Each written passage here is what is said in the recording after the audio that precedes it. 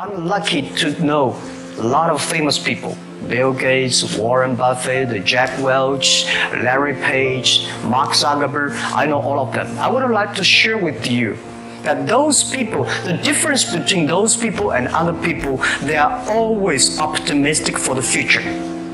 They never complain. They always try to solve the problems of the others. And I think, where is the opportunity? The opportunity always lies in the place where people complain. Some people sit there complain, you think, if I can solve that complaint, that's the opportunity. That's what I did. Don't complain. Let the other people complain. Those people complain, those people who fail. And do not always say, well, I don't have. Think about how you can make things different. Use your own brain to think. The danger of low expectations. I would rather aim for the stars and not hit them than to not aim at all. I would rather go after it and not get it than not go after it at all. I'd rather try and fail than not try at all. I don't want to live with the idea, wonder what would have happened had I done more with my life. I'm going to go for it, come hell or high water. I'm going after my destiny. Touch your neighbor and say, run. You got to run after your destiny. You can't stroll after your destiny. You can't walk after your destiny. You got to run. Somebody holler, run.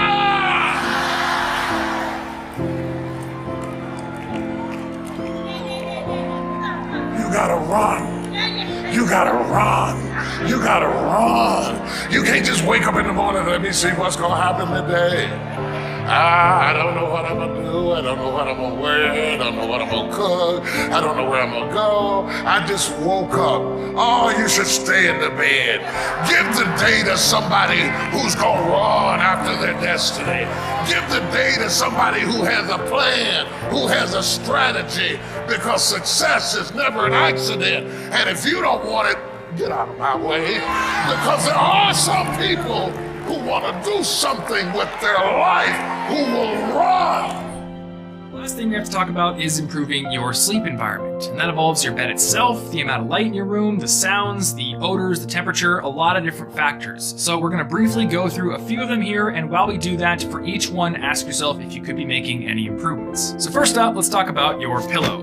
A couple of things about pillows. Number one, you want to replace yours every couple of years, both because it breaks down over time and gets less supportive, but also because every night you're sleeping on it, you're kind of injecting that pillow with lots of dirt and germs and body odor and stuff that makes it gross, which can make it harder to fall asleep. Secondly, and this was news to me until just recently, there are different kinds of pillows for different kinds of sleepers. For example, I am a side sleeper, and for years I was just using like the most non-supportive, awful pillows until I learned that a side sleeper probably is going to need a firmer pillow that has these gussets on the side of it instead of just the two pieces of fabric that are stapled directly together.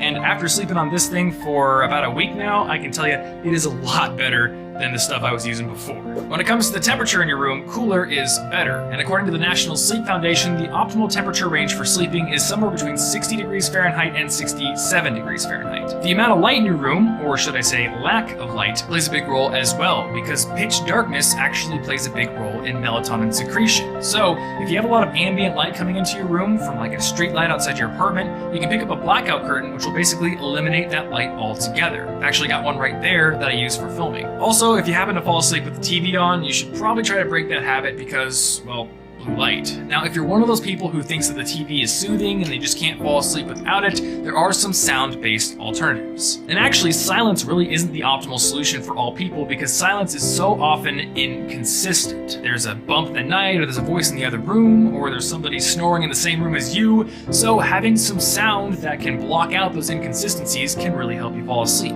One option you can check out is ambient noise generators, which can generate both white noise, which is basically just consistent noise that sounds a little bit like an air conditioner, and ambient noises like rain and thunder. And for me, my favorite one is Noisely, because you can add as many as you want, you can change the volume of each one, and basically create the perfect mix for you. There's also lots of music out there that's good for falling asleep too. I've made a playlist of my own and found several on Spotify, and I'll link to those down below. But my favorite way to fall asleep is with audiobooks. For me at least, there is nothing better to fall asleep to than spoken word. And in fact, ever since I discovered audiobooks back when I was probably 12 or 13, all the way up until I graduated high school and got a roommate in college, I would fall asleep every single night to either Ender's Game by Orson Scott Card or The Hitchhiker's Guide to the Galaxy by Douglas Adams. And as a result, I have huge swaths of both of those books basically memorized. Here's the belief I'd like you to try on. I don't need an excuse to feel good. What if I don't need an excuse to feel good? I just feel good for no good reason. How many like this idea? Say I. Now notice when I first said it, you guys were kind of quiet, processing it like, I don't need a reason to feel good? Well, how do I know to feel good? Some people say that sounds really naive. Really?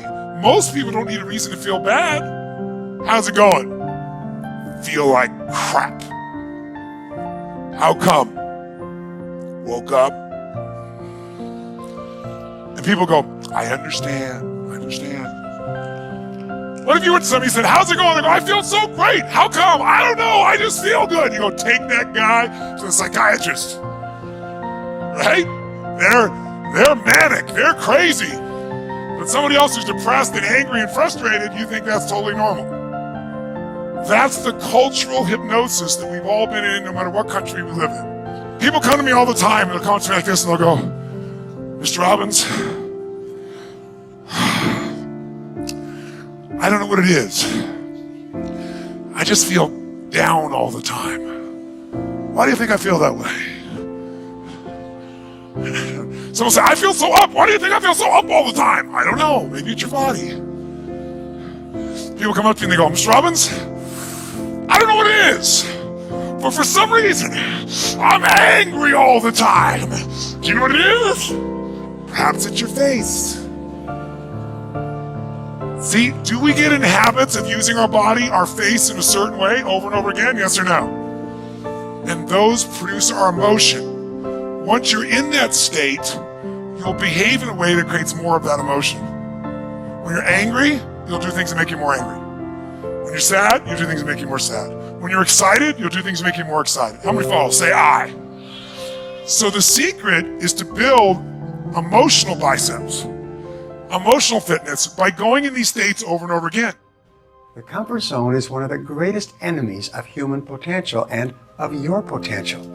When people get into a comfort zone, they strive to stay in that comfort zone, even if they're unhappy with their situation. Often their whole lives pass them by while they're furnishing and reinforcing their little rut of medium performance. You need the courage to continually move yourself in the direction of your biggest goals and ambitions. You need to be willing to face discomfort in order for you to grow. You need the courage to launch in faith with no guarantees of success. Someone once wrote, if every obstacle must first be overcome, nothing will ever get done. Courageous people are those who have a dream and set a goal.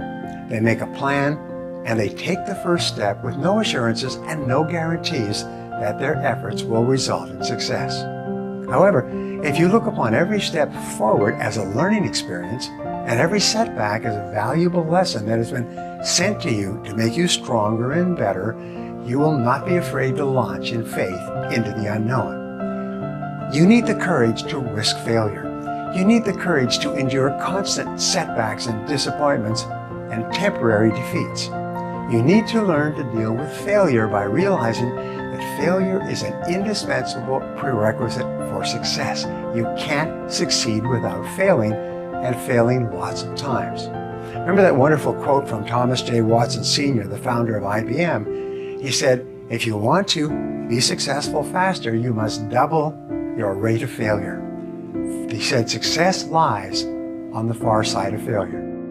If you're coming from a place of that fear of inadequacy, thinking someone's going to leave you, it often comes from a place of you're not giving yourself credit. You know, you do good things, but you don't feel and integrate those into your identity so that you become a stronger, happier, healthier adult. A lot of people, they're actually pretty extraordinary people, but they don't feel extraordinary because all those extraordinary things that happen, they never integrate. Someone gives them a compliment, they're like, yeah, whatever. They can't hear it. It doesn't penetrate into their identity where they start going, you know, I'm all right. I am good. I can be confident now. I've achieved enough. I've come far enough. I've survived enough. It's about giving yourself credit and remembering your strengths. You come through such difficult things in your life that you're stronger than you know. So why is that so important? Because you know what? If they do leave you, you'll be fine. And that is the hardest thing to believe when you have this fear of jealousy. They're going to leave and I might be wrecked. You won't be wrecked. You survived a lot in the past. Someone's probably already left you in your life. Not to be a blamer or making fun of you. It's just true, right? Lots of people have walked out on me. Lots of people have left me. I've had lots of breakups in my life. That happens, and I'm still here. I'm still surviving. I'm still a pretty annoyingly happy dude. Right? You can be happy with or without anybody or anything. You don't need more wealth. You don't need more people. You don't need more higher career. You don't need anything. You can choose in this moment to feel grateful and blessed. You can choose to focus your attention on things that you appreciate, to take in the good again. And if you start taking in those good things that you hear about yourself, if you start taking in those good wins, those small daily actions that you did, when you hit that goal, when you got that project done, when you did what you're supposed to do, when you said something nice, and start feeling stronger about yourself, you stop worrying about other people. And you can start to say, you know what? With or without somebody, I'm fine. Because you know what that makes you? Attractive.